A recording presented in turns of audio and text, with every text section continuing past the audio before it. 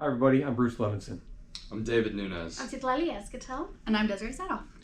And we're here to provide an exploration of technology and its effects on the elections and the political landscape throughout time, from the telegraph to radio and newspaper and television, and then new technologies. First up, we're going to hear from Dan Seed from Texas State University. So we're here with Dan Seed, who's Assistant Professor of Practice here at Texas State.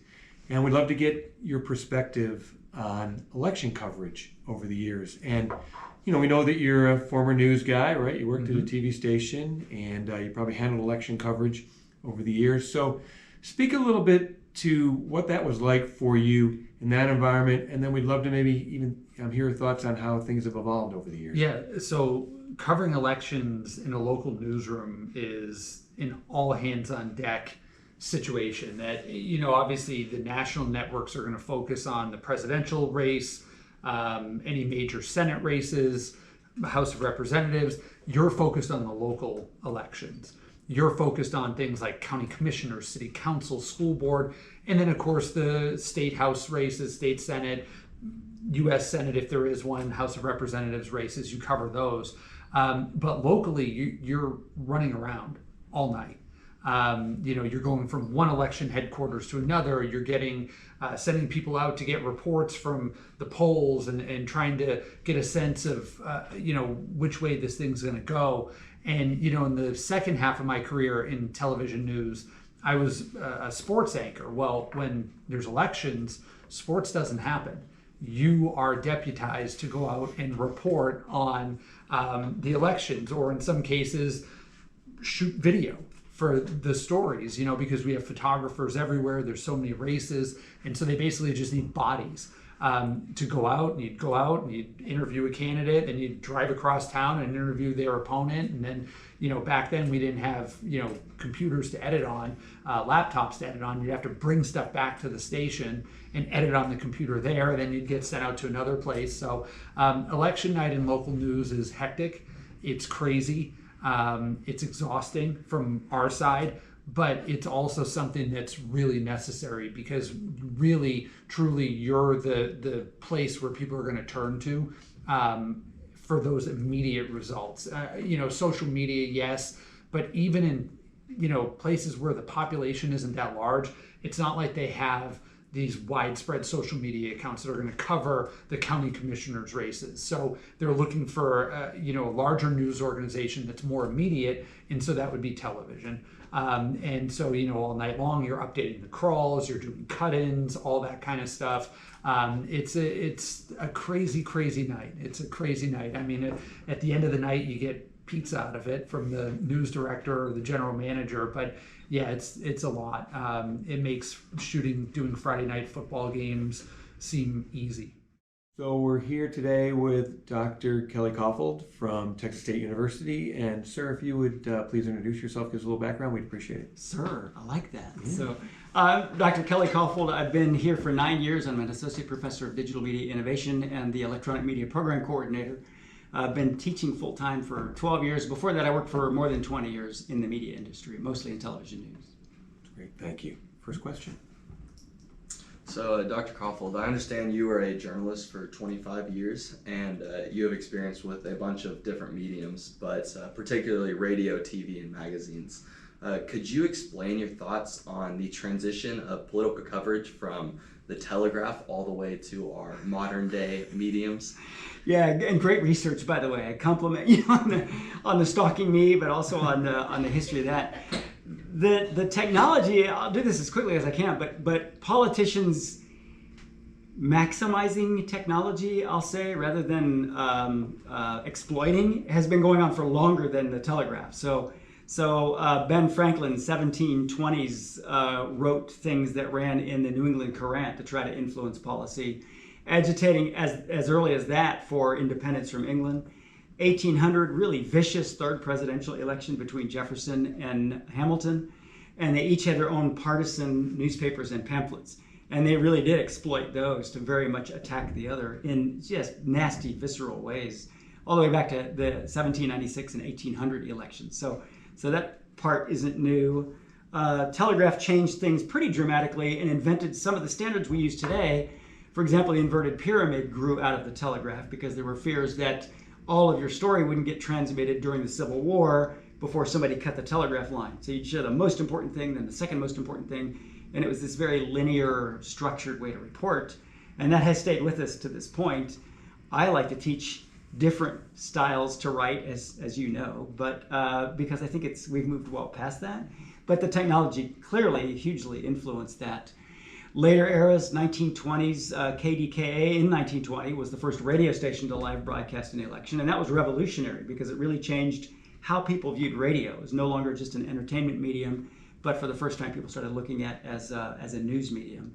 Around that era too, early 1900s, we were finishing up with partisan newspaper, yellow journalism era, and really getting firmly into objective journalism, contemporary journalism in newspapers.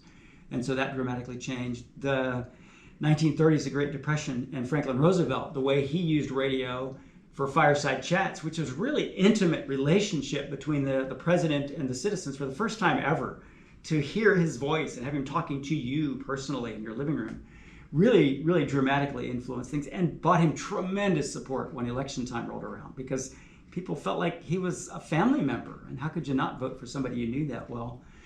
Television, 1960, of course, everybody knows about that debate. And there are some myths around that, but Nixon was sick, his back hurt, he was sweating, and he just didn't look as good as, who's going to look as good as John Kennedy, right? So there were issues around that. And then into more contemporary times, TV got exploited. Newt Gingrich would go speak on the empty floor of the House of Representatives in the 1980s and 90s and give these visceral floor speeches because he knew they'd be carried on C-SPAN and that people would pick that up and kind of run with it and write about it. He would go make news by speaking alone on the floor, which was kind of a revolutionary use of C-SPAN. Just was always there, the camera was always on, and he thought, well, somebody should be on camera talking, and he took advantage of it.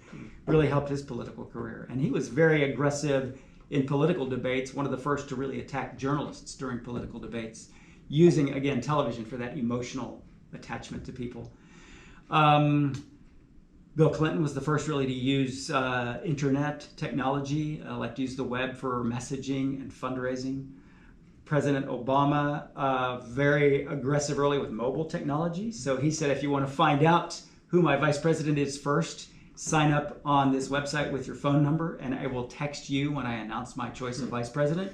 And now I have your phone number to send fundraising appeals to. So very smart use of mobile technology. And of course, social media has been pretty robust in political campaigns for almost 20 years now. Facebook went public and Twitter launched in 2008. Twitter launched actually here at South by Southwest, but the first touchscreen smartphone, iPhone, launched in 2008. That year was really hugely transformational in not only elections, but all kinds of social interactions, communication interactions. And 2016, again, I think then candidate Trump actually really revolutionized the way social media was used in a campaign in some extraordinary ways that in 2020 got him banned from social media for a while. So yeah, the technology has been a huge factor, and smart players have really taken advantage of it to their benefit. Okay, last question. What are your thoughts on AI and VR in regards to election coverage in the future? It's something that everybody needs to watch out for. It's very easy to create things, again, that aren't true, that aren't real. You can put any words in anybody's mouth. For the last 8 years, we've been talking about this is going to be the AI election, and this is going to be the AI election. Well, the technology, in terms of ease of use, right, is just starting to get there, where any one of us can get a subscription to one of these platforms and mimic somebody's voice, or be able to edit video and make it sound like that person or look like that person is saying something. That wasn't really the case in 2020. It certainly wasn't the case in 2016. That's why, like in 2016, the most effective way for people to influence elections was through Facebook. And I can Photoshop something in about 5 seconds and make it look realistic. But AI is going to take a little bit more effort, more time, more money. And so now with those tools becoming more democratized, I suppose would be the word, it opens that door to where anybody could do anything or create anything. And so I think that's where it's really important that people have that they don't abandon traditional media, right? That they don't abandon the newspaper and the television and the radio, because that's where the fact checking is going to come from. Now, people may not like the fact checking that they hear on television. We saw that in the debate that happened not long ago. But the fact remains is that it's a place where you can separate, in a sense, reality from fiction. And people need to be more aware, more media savvy, in terms of that what they see online isn't always real. Sorry to keep you a little bit longer, but I have one more question for you, going back off of what you said about the Kennedy-Nixon debate and how it was the first time in history that the audience could actually see these candidates up on stage from their living rooms on a TV. And it posed a problem for Nixon because he looked sickly and he was older than Kennedy, and Kennedy was hard to beat in that area. Do you think we're going to see maybe any effect or a similar effect when people start viewing presidential debates through VR and they are immersed in the same environment that these candidates are in? They see the same audience and they possibly have the ability to ask the questions to the candidates directly. It's a great scenario. I do think that could have an influence.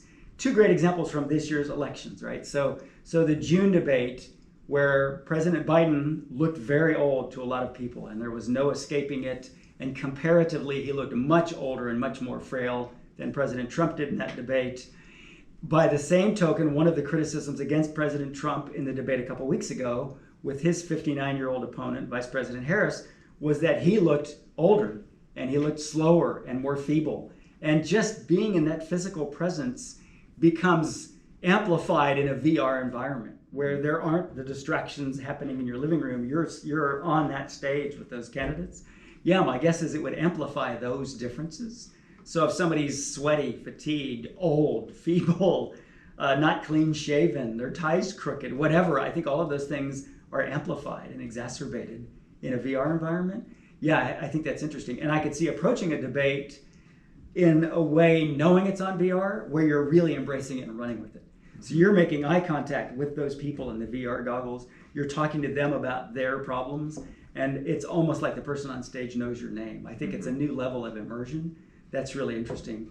And then asking questions I hadn't thought of, but like direct dialogue is kind of interesting. I don't know if you're on this, but one of the portals for athletes and celebrities is they can go into this space where they can spend time. You can pay money to spend minutes with people in this portal. Do you know what I'm talking about? I can't remember the name of it. I do, yes. But that might be something that happens in a VR environment as a fundraising tool, where you can get one-on-one for like 30 seconds or a minute with your candidate for a fee, and I think that's a little crazy, but conceivable. So yeah, that might be really interesting. I hadn't thought of that, but thanks for the new area of research, possibly. So. Well, Dr. Koffel, thank you very much for your time. And for those of you watching, thank you very much for your time in watching our exploration into technology and its effect on election coverage and the political landscape.